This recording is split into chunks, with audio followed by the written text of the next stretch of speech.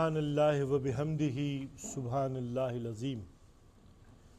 मैं सबसे पहले आप मीडिया के अहबाब का बहुत शुक्रिया अदा करता हूँ कि आप लोग मेरी दरख्वास्त पे यहाँ इकट्ठे हुए हैं। मैं आज की ये प्रेस कॉन्फ्रेंस एक कानूनदान की हैसियत से कर रहा हूँ और इस प्रेस कॉन्फ्रेंस का फोकस ये है कि मैं आपको याद दिलाऊं, मैंने जंग से पहले अपनी 2 प्रेस कॉन्फ्रेंसेस में ये कहा था कि पाकिस्तान कोई गज़ा की पट्टी नहीं है। पाकिस्तान एटमी कुव्वत है जिसे प्रोफेशनलिज्म से भरपूर फौजी क़यादत लीड कर रही है।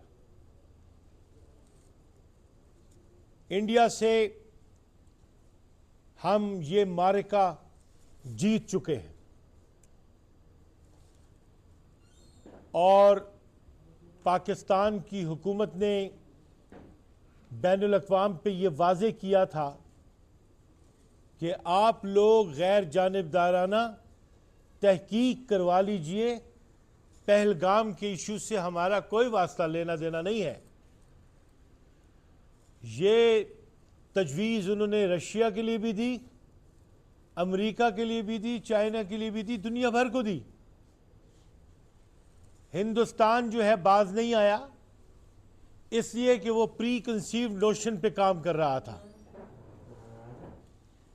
हिंदुस्तान बदकिस्मती से कभी भी पाकिस्तान का दोस्त नहीं बना और उसकी पॉलिसी में ये बात शामिल है कि वो कभी भी पाकिस्तान के दोस्त नहीं बनेगा। और अब जो ये मारिका हुआ है, इसके बाद आज की इस प्रेस कॉन्फ्रेंस से मैं ये वाज़े कर देना चाहता हूं कि ये एक तवील जंग की इब्तिदा है और बाकी तमाम करवटें जो हिंदुस्तान लेगा वो इसी बात की गम्माज होंगी कि वो खित्ते में बहुत बड़ी जंग के लिए फिजा कायम कर रहा है। पाकिस्तान को बलिहाज पाकिस्तान इस बड़ी जंग जद्दोजहद के लिए खुद को तैयार रखना होगा। मैं हमेशा ये कहता हूं कि रियासत, हकूमत, अदालत, मीडिया और अवाम को यकजा होकर एक मजबूत कौम को आगे लेके चलना है। इनके दरमियान अगर यगानगत नहीं होती तो ये हमारी कमजोरी तस्वुर होगी और हिंदुस्तान एक बहुत बड़ी गलतफहमी का शिकार है कि सिंध ताश के मुआहदे से वो रूगर्दानी करके इसे यकतरफा तौर पे ख़त्म कर सकता है।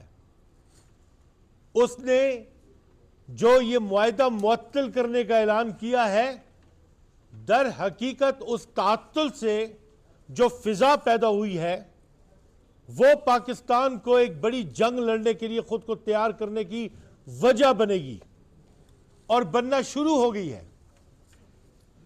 अब ये जो जंग है ये सफारती मैदान में हमारे लिए भरपूर चैलेंजेस लेकर आई है और कानूनी मैदान में भी इंटरनेशनल लॉ की मिज़दाक से हमारे लिए बहुत बड़े चैलेंजेस लेकर आई है। हमने सफारती मैदान में भी कामयाबी हासिल की और हमने अस्करी नुक्ता नजर से भी कामयाबी हासिल की है।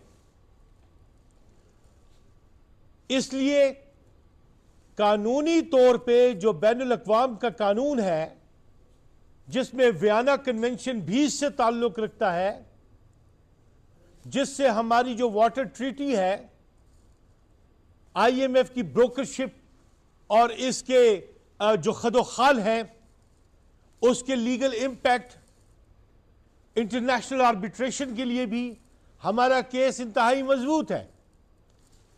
हम UN की एडवाइजरी काउंसिल के पास और एडवाइजरी ओपिनियन के लिए भी उनके पास जा सकते हैं।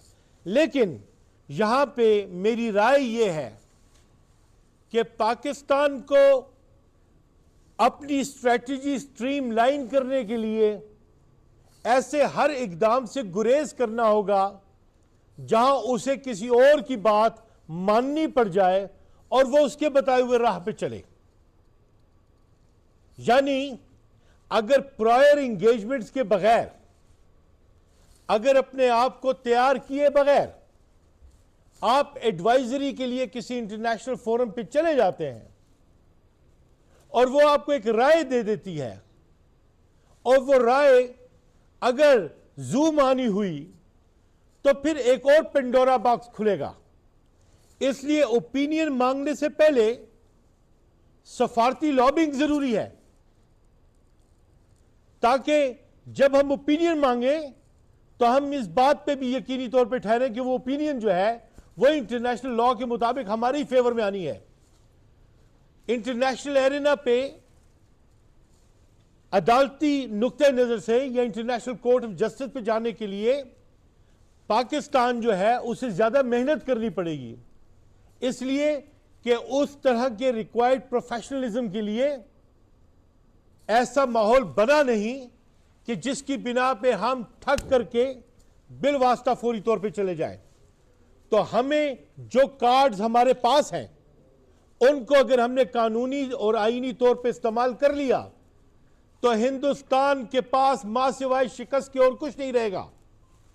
आज पाकिस्तान को अल्लाह ताला ने वो तमाम मौके और सलाहियतें और मौके अता फरमा दिए हैं जो दुश्मन पे गालिब आने के लिए लाजिम है, बेहतर है, उनका इंपैक्ट फैक्टर ज्यादा है। यहां पे जो डिप्लोमेसी की जरूरत होगी वो भी इस नोयत की जरूरत होगी कि आप उसे इंटरनेशनल लॉ पे बेस करें, आप चैलेंज करें शिमला मुआहदे के खदोखाल को। उसे तोड़ने की जरूरत नहीं है, इसलिए कि पाकिस्तान उसे अपने हक में बेहतर करार देता रहा है। तावक्त कि उसकी हतमी जरूरत नहीं पड़ जाती, आपको यह लाजिम ठहरेगा कि आप आंखें बंद ना करें, इसलिए कि शिमला मुआहदे का हतमी तौर पे अगर मुनासिब वक्त पे अगर खत्म करना भी पड़ गया तो यह वो वक्त होगा कि जिस वक्त हम बिल्कुल तैयार होंगे एक मानी खेज मंतकी अंजाम और मंतकी जंग के लिए। कश्मीर पे समझौता नहीं किया जा सकता, पानी पे समझौता नहीं किया जा सकता। जब कश्मीर पे समझौता नहीं कर सकते, पानी पे समझौता नहीं कर सकते, तो you are 24 hours at war. फिर पानी को रोकने से आपकी ज़राअत के फील्ड में आपके लिए, हमारे लिए बहुत से चैलेंजेस डेवलप हो जाएंगे। तो यह वक्त है फौरी तौर पे मुतबादल अरेंजमेंट्स करने का। यह बात पाकिस्तान को ज़हन से निकाल देनी चाहिए कि वो किसी भी तरह की अच्छाई की उम्मीद हिंदुस्तान से कर सकता है। वो हिंदुस्तान से हर वो उम्मीद कर सकता है जो नुकसान देने के लिए हो। हालांकि पाकिस्तान हमेशा से समझाता रहा है कि दुनिया में हिंदुस्तान का वजूद पाकिस्तान से कायम है, लेकिन वो ये बात को समझ नहीं पा रहा। जवाहरलाल नेहरू और उनके अहबाब तवाज़ुन से चलना जानते थे, हिकमत से बात करना जानते थे, लेकिन जो मौजूदा नज्म कायम हो चुका हुआ है गुज़श्ता दहाइयों से, ये एक्सट्रीमिस्ट है। ये जाके इसराइल की गोद में बैठ के, उनके कदमों में बैठ के, उनके साथ मिलके एक जॉइंट एक इंटरनेशनल डिप्लोमेसी कायम करके और हरबी और अस्करी जो है नुक्ता नजर से पाकिस्तान जो है उसकी जानिब रुख करना चाहते हैं और पाकिस्तान उसके लिए तैयार है। यह कोई हादसाती वाकया नहीं है कि पाकिस्तान इस वाकये के लिए तैयार था। पाकिस्तान हमेशा से अपने दिफा के लिए तैयार है और इसके लिए अब यह लाजिम हो गया है कि पानी की तकसीम के हवाले से अब एक अवेयरनेस का एक मुकम्मल सिलसिला जो है अवामी तरबियत के लिए शुरू किया जाए। इसलिए यह इनिशिएटिव मैंने लिया है अपनी लॉ फर्म की निस्बत से और अपने सियासी साथियों की निस्बत से कि हम पाकिस्तान भर में अब इंगेजमेंट्स करेंगे ताकि ये जो खास तौर पे सिंध तास मुआहदे की खिलाफ वर्जी जो है उसकी निस्बत से जो चैलेंजेस आएंगे और हमने क्या करना है और हमने बहैसियत कौम कैसे तैयार होना है, इसके लिए एक बड़ी इंगेजमेंट जो है, अवेयरनेस के इनिशिएटिव्स वो हम लेना शुरू कर रहे हैं, इसलिए कि कौम को तैयार रहना पड़ेगा। अब कौम के पास आपस में लड़ने की कोई गुंजाइश नहीं है, अब कौम के पास तकसीम होने की कोई गुंजाइश नहीं है, हर एक को मिलकर चलना पड़ेगा। यह कौमी जिम्मेदारी है, यह किसी एक की पसंद और नापसंद का हवाला नहीं है। पाकिस्तानियत के लिए पाकिस्तान कौम यकजा है, एक मुट्ठी है, साबित हो गया। जो समझते थे कि डिवाइड्स हो चुके हुए हैं, जब पाकिस्तान पे हुर्मत वतन पे बात आई है तो पूरी पाकिस्तानी कौम खड़ी है। ना यहां पे आपको ए नजर आया, ना बी नजर आया, ना ही कोई सियासी मुबालगा आराई नजर आई। पाकिस्तान के लिए सब यकजा नजर आए हैं और पाकिस्तान के लिए सब यकजा रहेंगे, इसलिए कि ये जो मुल्क है ये नजरियाती मुल्क है, आइडियोलॉजिकल मुल्क है, इसे आर्ग्यूमेंट से जीता गया है। और अल्लामा इकबाल, जिसे अल्लामा शरीयती अली नुमा कहते थे, उन्होंने इसकी राह को और इसकी मकसदियत को और इसकी फालियत को अपने खुतबे अलाहाबाद में वाज़े कर दिया था। और वक्त ने साबित कर दिया कि ये जो कौम है, ये पाकिस्तानी कौम जो है, ये सिर्फ और सिर्फ जो है आप अरब इंपीरियलिज्म से वाबस्ता नहीं है, बल्कि कल्ब के मामलों में और अपने तजुर्बात के मामलों में अपनी जुदा हैसियत रखती है और सेंट्रल एशिया में पेनिट्रेट कर सकती है, आलम इस्लाम में पेनिट्रेट कर सकती है। आज पूरे आलम इस्लाम ने देख लिया है कि अगर इस्लामी नुक्ता नज़र से अपने नजरिए, अपने दीन और अपने अपने अपने तहफ़्फ़ुज़ के लिए काम करना है तो डिपेंडेबल फोर्स जो है वो पाकिस्तान है और पाकिस्तान की न्यूक्लियर पावर है। पाकिस्तान की न्यूक्लियर पावर एक लग्जरी नहीं है, ये न्यूक्लियर पावर जो है ये एक वजदान का, एक कमिटमेंट का, एक इश्क का, एक जुनून का, एक रिलीजियस ऑब्लिगेशन का एक जीता जागता परतो है, जिसकी मुकम्मल असास जो है नजरिया पाकिस्तान पे पड़ी है। और आज नजरिया पाकिस्तान के लिए तमाम को खड़े होकर ज्यादा फाल होकर काम करना पड़ेगा।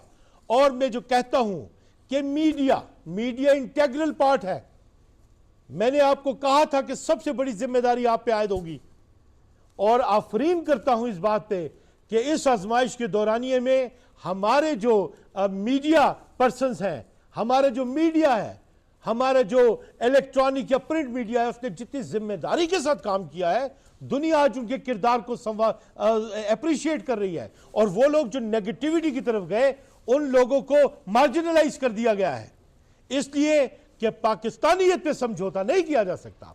अब हिंदुस्तान जो है वो अपनी मर्जी से पानी छोड़ता था, अपनी मर्जी से पानी कंट्रोल करता था, उस पर लाजिम था कि वो बाकायदा अपना जो डाटा है वो शेयर करेगा, इसलिए कि ये जो सिंध तास का मुआहदा हुआ उसमें ये लाजिम था कि कमीशन होगा, पाकिस्तान का एक मेंबर और हिंदुस्तान का मेंबर होगा, और इससे वाबस्ता, इस मुआहदे से वाबस्ता जितने भी इश्यूज आएंगे उन्हें आपस में हल करेंगे।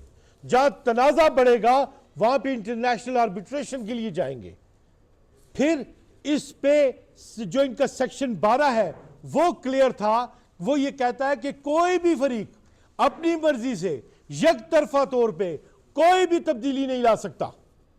वियना कन्वेंशन अपनी जगह पे मौजूद है, जिसने अकॉर्ड जो है उसके ऊपर पूरी साबित कदमी के साथ अमल दरामद को जो है लाजिम करार दिया गया है। 97 में भी जो इशू बना वो भी गया आर्बिट्रेशन के लिए और उसे चैनलाइज किया गया, लेकिन हिंदुस्तान ने बहैसियत रियासत, बहैसियत हुकूमत जो ऐलान किया इस मुआहदे को मनसूख करने के हवाले से, तो इस मुआहदे पे अमल, इसकी मनसूखी पे अमल दरामद के लिए उसे जितना वक्त लगेगा उतने ही वक्त में पाकिस्तान ने खुद को इस जगह पे खड़ा करना है कि उनकी इस मजमूम साजिश को न्यूट्रलाइज कर सके। उसके लिए हमें तैयार रहना चाहिए कि अगर हमें जंग करनी पड़ी अपनी जिंदगी की बका के लिए, हमें उसके लिए भी तैयार रहना होगा। मैं समझता हूं कि पाकिस्तान की जो फौज है, इसने खुद को इसी उसूल पे डेवलप किया था कि हम सीसा पिलाई हुई दीवार है कुफ्र के सामने, सीसा पिलाई हुई दीवार। और अब हमारे शाहीनों ने यह साबित किया कि वो दूसरों के जगह हिंदुस्तान के अंदर घुस के उनके अड्डों को भी खसो खाशाक की तरह मिटाने की सलाहियत रखते हैं। और इस एग्जाम्पल ने यह साबित कर दिया कि अब हमें प्रोएक्टिव अप्रोच के साथ कोवर्ट, ओवर्ट और डिफेंस का जो मैकेनिज्म है, उन तीनों पे काम करना है। और सिर्फ पाक फौज ने काम नहीं करना है, बल्कि हम सब ने करना है। इसलिए कि ये जंग हम सबको लड़नी पड़ेगी, ये मुकाबला हम सबको करना पड़ेगा, चाहे वो हम डिप्लोमेसी में करें, चाहे वो हम कानून के मैदान में करें, चाहे वो अमस्करी नुक्ते नजर से करें, चाहे सबको मिला के करें। और अब जो ज्यादा इम्कान है वो हमें सबको मिला के ही करना पड़ेगा, जिसमें हमें दिफाई सलाहियत की जो एक्सपर्टीज है उन्हें फ्रंट लाइन पे रखना पड़ेगा। मैं हमेशा से ये कहता था, आज शायद हम तैयार भी होते। वो मैं कहता था कि माजी में एक सुप्रीम काउंसिल की तजवीज पेश की थी जनरल करामत ने, और उसका यही आइडिया था कि रियासती उमूर में तवाज़न के लिए जरूरी है कि एक सुप्रीम काउंसिल आ जाए जिसमें पाक फौज की एक्टिव रिप्रेजेंटेशन हो। उस वक्त के वजीर आजम ने वो आइडिया तस्लीम नहीं किया और रेजिग्नेशन मांग लिया। उस जनरल ने भी रेजिग्नेशन दे दिया। लेकिन आज वक्त ने साबित कर दिया कि अगर कंसेंसस के साथ वो काम हो गया होता तो शायद आज वो एक कलेक्टिव जो पोर्ट्रेल है उसके साथ मुमकिन हो सकती। इसलिए कि जो अब आपकी एपेक्स कमेटीज बनाई गई हैं वो भी इसी बात की गमाज करती हैं कि स्टेक होल्डर्स को मिलकर काम करना पड़ेगा। फिर खास तौर पे फौजी दुनिया में जहांगीर करामत के बाद जो हमारे जनरल आए थे, खास तौर पे राहिल शरीफ के बाद कियानी साहब, उन्होंने जो फौज के डायनामिक्स को रेगुलेट किया था, वो भी आज वक्त बताता है कि उसकी हमागिरियत ने पाकिस्तान के अंदर दिफाई मामले में ज्यादा उठान जो है पैदा की है। और एक्शन लेने में और सामना करने में जो मौजूदा फौज है उसके सिपह सलार ने जरा सी भी डिप्लोमेटिक अप्रोच इख्तियार नहीं की, बल्कि वाजे जो है वो अपना रिस्पांस फैक्टर जो है वो क्लियर रखा है। क्लैरिटी के साथ पाकिस्तान को अपनी बर्री फौज से, अपनी दिफाई फौज से यही उम्मीद है कि वो क्लैरिटी के साथ जो है वो रियासती मामलात में बिल्कुल अपने आप को फ्रंट लाइन पे रखे, जिसमें डिप्लोमेसी की कोई गुंजाइश ना हो दिफा के मामले में।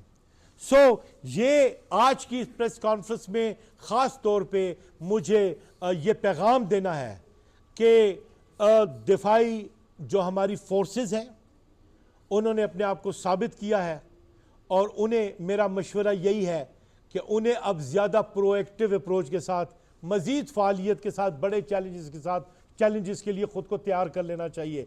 Because it is not the end of story, it is the beginning of a new war, and this new war will not ignore anybody. और इसमें कोई भी वीकनेस जो है वो जो है एक्सक्यूज़ नहीं बन सकती। हमें जो है हमारी फौज को दिफाई नुक्ते नज़र के साथ और ज़्यादा फ़ालियत की ज़रूरत होगी। हमारे फौज का, हमारे जो पॉलिटिकल बहरान है उसमें भी तमाम को मिल के जो है अब स्ट्रीमलाइन करना होगा, इसलिए कि आज बात सेल्फ गवर्नेंस के इश्यूज़ की नहीं रहेगी, बल्कि अब जो बात चलेगी वो एक यूनिफॉर्मिटी की चलेगी, जिसमें करप्शन भी काबिल मुआवजा ठहरेगी और प्रोएक्टिविज्म भी काबिल मुआवजा ठहरेगा। यह आज पाकिस्तान की ज़रूरत है। पाकिस्तान मजीद तजुर्बात का मुताहमिल नहीं हो सकता। आज पाकिस्तान के लिए तमाम सियासी जमातों को आपस में इत्तिफाक राय पैदा करना होगा। और मैं ये कहूँगा, वो लोग जो पॉलिसी साज हैं, वो लोग जिनके हाथों में फैसला है कि नजरिए के बिगाड़ के लिए, इंतजाम के बिगाड़ के लिए जो भी political force common constitutional scale पे पूरी तरीके से ना आए, उसकी तरफ तवज्जो करें और उसे इस नेशनल धारा में लेकर आए, इसलिए कि डिवाइड्स की गुंजाइश नहीं है, इत्तेफाक की गुंजाइश है। और इसके लिए एक बात याद रखना चाहिए कि ला शरीक जो है सिर्फ अल्लाह की ज़ात है, और स्टेक होल्डर सारे बराबर होते हैं, चाहे उनका मयार, उनका मकाम ताकत के मामले में किसी भी दर्जे पे हो, इसलिए कि सबको कलेक्टिवली लेके चलना पड़ता है। Pakistan means exclusive of all, और नेशनल इंटरेस्ट जो है वो ये है कि हम अपनी अफवाज को हर तरह से बैक करें, पूरी कौम की हैसियत से खड़े होकर हम यकजा होकर उनके साथ ताउन करें। पानी की तकसीम को किसी भी तौर नजरअंदाज ना किया जाए, और इस बात को यकीनी बनाने के लिए पाकिस्तान बैनुल अक़वाम में अपना मुकदमा लेकर जाने के अलावा इनकी पॉलिटिकल इंगेजमेंट को भी मुमकिन बनाए, हर जगह पे इंगेजमेंट्स करे, और दोस्ती का ख़्वाह न रहे बल्कि तवाज़न के साथ मामलात को इंडिया के साथ लेके चले। इंडिया दोस्त बनने के लिए तैयार नहीं है, लिहाजा हमें उसे बेहतरीन दुश्मन की तरह तवाज़न में रखना होगा। सो यही चंद बातें थी जो आपके साथ शेयर करनी थी, आपके साथ की। अगर आपकी तरफ से कोई सवाल हो तो मैं हाजिर हूँ।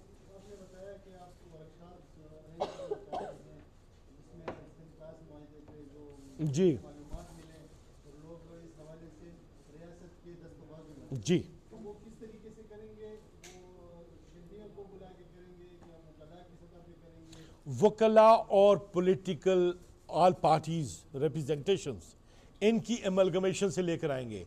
चूंकि मैं बताऊं, सियासत हो कि कोई भी चीज़ हो, कानूनी पर्सपेक्टिव देना ज़रूरी है।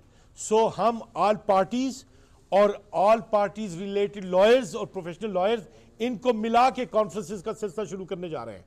तो इंशाअल्लाह उल अज़ीज़ नेक्स्ट वीक में पहली जो कॉन्फ्रेंस है, जो सेमिनार है इस ज़मन में, वो आपके प्रेस क्लब ही पेशावर में शुरू लेकर आएंगे। उसके बाद फॉलो अप हमारा एबटाबाद में जा रहा है, उसके बाद जो हम इस्लामाबाद जा रहे हैं। तो लिहाजा मुल्क भर में सूबों की सतह पे भी इस कंसेंसस को डेवलप करेंगे। जी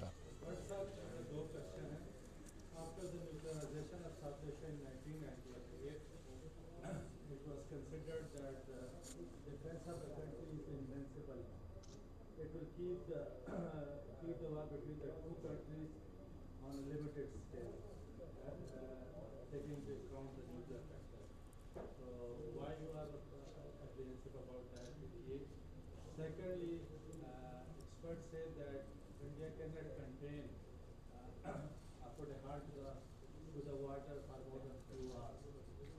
Why you are apprehensive about that? Well, keeping in view the fact that both countries are signatories to this treaty and the country cannot unilaterally suspend. What is your opinion? I am of the view, वो कहते हैं ना, barking dog seldom bite. I don't carry that view. I carry the view that जो भौंकता है वो काट भी सकता है।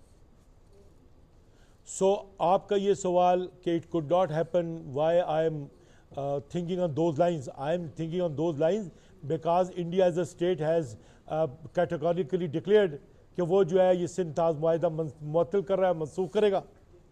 तो एक स्टेट की तरफ से ये बात आ गई है। सो इस बात को नज़रअंदाज नहीं किया जा सकता। न्यूक्लियराइजेशन के बाद डेटरेंस के कॉन्सेप्ट पे हम हमेशा खड़े रहे, हम हमेशा नज़रअंदाज करते रहे। हमने तो वो जो कश्मीर की निस्बत शिकें इंडिया ने हटा दी अपने आइन से, हमने तब भी अपने पार्लियामेंट के इजलास में रिस्ट्रेन कायम रखा और उनके उस पायलट को भी बड़े एहतराम के साथ वापस कर दिया। उसका नतीजा आज हमने देख लिया। उनका ये ख्याल था कि हम ऐसा करते रहेंगे और ये लोग हमारे साथ ऐसी बर्ताव करेंगे। ये इतने कमज़ोर हो चुके हैं कि ये हमारी किसी भी बात का जवाब नहीं दे सकते। So I am saying this because there is always start. जब हम ये समझते थे कि डेटरेंस हो गई और ये हो गई नहीं, तो आपने देखा कि इट हैज़ हैपेंड। जब इट हैज़ हैपेंड तो आपने देखा कि ये जंग जो है बंद करने का ऐलान हो गया, लेकिन उसे सीज फायर नहीं कहा गया, बल्कि इसके ऐलान के बाद भी इंडिया ने रिटेलिएट किया है। वो ऐसा करता रहेगा because we know our enemies. So हम किसी भी फरेब में या शराब में और इस तरीके से मफरूजे पे रखेंगे कि ऐसा नहीं हो सकता। हमें अच्छी की उम्मीद रखनी चाहिए, हमें अच्छाई मांगनी चाहिए, लेकिन यह है कि we can expect everything. So we cannot ignore anything at the international arena. Not only that, we would not be ignoring that, but we must engage all the powers, all the stakeholders internationally for building better diplomacy. और हमारी इस वक्त कामयाबी की सबसे बड़ी जो वजह साबित हुई है, वो दुनिया हमारे खिलाफ नहीं खड़ी हुई। वो इसलिए नहीं खड़ी हुई कि पाकिस्तान ने प्रोएक्टिव अप्रोच में कहा कि आओ जी तहकीक कर लो, लाओ जी ने कोई एविडेंस दे दें। अगर पाकिस्तान ने वो प्रोएक्टिव इकदाम ना किया होता और हमारी फॉरेन डिप्लोमेसी ने काम ना दिखाया होता, तो फिर नतीजा ये ना होता, आज हम दूसरी साइड पे होके मजीद वीकनिंग हालत में जाते और खाकम बदान जो हमारे मुल्क के टुकड़े करने का ऐलान करते रहे या खा रहे, उनके दंदान और भी तेज हो जाने थे। तो आज जो कैरेक्टर दिखाया है, उस कैरेक्टर ने हमें फेस सेविंग भी दे दी और हमें हमारी रिस्पॉन्सिबिलिटी का एहसास भी दे दिया। So don't expect anything good, expect Allah for everything good, because remember, it is not only your professionalism, it is your faith also. Pakistan is a country of faith. Pakistan is a country of coexistence. Pakistan respects the international diplomacy. Pakistan moves with international influences. They do that. सो जब पाकिस्तान की ये ज्यादा सलाहियतें diplomatic front पे भी काम आएंगी, तो वो रिजल्ट दिखाएंगी। कमजोरी जो हमारी है वो मैं आपको बता दूं कि इंटरनेशनल कोर्ट्स ऑफ जस्टिस को एंगेज करने और इंटरनेशनल फोरम्स को साथ अपने ले जाने में हमारा तजुर्बा उतना नहीं रहा। ये ज्यादा एक चैलेंजिंग बात होगी, इसलिए कि international court of justice, international law की स्केल्स में हमें खुद को पूरा करना होगा। और with the help of Allah, with the blessings of Allah, आज हम पोजीशन में हैं। अगर हम जिम्मेदारी का मुजाहरा करें तो हम इंटरनेशनल लॉ के हर प्रोविजन की स्केल पे मुकम्मल तौर पे बेहतर फुटिंग्स पे नजर आएंगे। लेकिन अगर हमने इसे इस्तेमाल ठीक तरीके से ना किया तो हम जो है उसका नुकसान बहुत भारी उठाएंगे। हम किसी नुकसान का मुतामिल नहीं हो सकते। इसलिए लीगली, चाहे वो इंटरनेशनल पर्सपेक्टिव हो चाहे नेशनल पर्सपेक्टिव हो, हमें लीगली अपनी टेक्निक्स में बहुत स्ट्रांग होना पड़ेगा। और वो भी इस तरीके से कि उसका पहला हिस्सा लीगली इंगेजमेंट्स का जाना चाहिए। मिसाल के तौर पे मेरी ये राय होगी कि हमारी रियासत जो है वो एक लेटर ऑफ प्रोटेस्ट और डिसप्लेजर का एक नोट जो है सफारती सतह पे बाकायदा प्राइम मिनिस्टर को और प्रेसिडेंट इंडिया को एड्रेस करके भेजे कि तुमने इस पैक्ट की वायलेशन की है और तुमने अपनी तारीख को भी जो है मसख किया और अपनी रियासत को भी शकूक में डाल दिया है। You could not do that, आप इसे विड्रॉ करो। तो चाहिए ये कि वहां के प्राइम मिनिस्टर और प्रेसिडेंट को इंगेज करें और उनसे मुतालबा करें विड्रॉल का। इससे क्या होगा? इससे ये होगा कि कानूनी तौर पे आपको ग्राउंड्स मिलेंगे, वो एक्सपोज होते जाएंगे, आप उन्हें एक्सपोज करते रहोगे। So that is the answer. Thank you.